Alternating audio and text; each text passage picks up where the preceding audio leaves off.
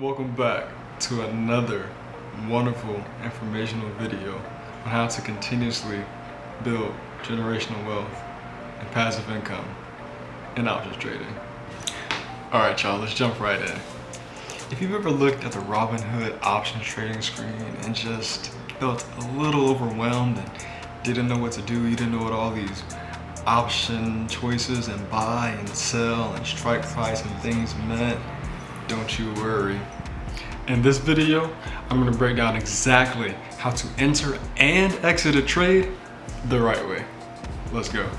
First things first. When you enter a trade, you need to say, are my chart readings telling me that the stock is going to go up or go down? If what I'm studying and looking at is telling me the stock is going to go up, I'm going to make a call. If my stock readings are telling me that it is going to go down, I'm going to make a put.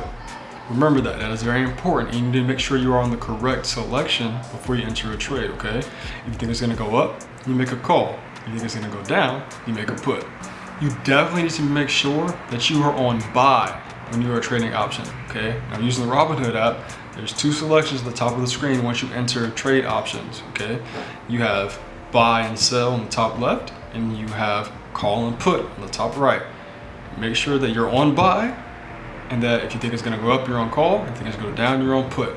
That is essential to making sure you enter the trade properly for the trade that you believe in. When it comes to the expiration date, especially for people who are new to trading and are getting in, it's imperative that you give the play some time, okay? So I recommend plays a week or two out. And for the most part, essentially, the date of expiration is a formality to give your time. It just gives you time to let the contract play out. You want to choose one that's close to the current price for a safe bet. You can go a little further out of the money if you want more risk and a cheaper premium. All right, now this is the key to having a perfect trade, as perfect as you can get. That little area right there where it says bid and ask, okay? Now, when you are entering a trade, when you are buying, you want to make sure you are as close to the bid as possible. Make sure you are on a limit order and not a market order, okay? You want to get it at a limit order, as close to the bid as possible. This allows you to make the most profit that you can make on that play. And then when it's time to sell the contracts you have already bought, then you want to sell as close to the ask price as possible. That is imperative to making a perfect trade. Essential. Okay, let's recap everything we just went over.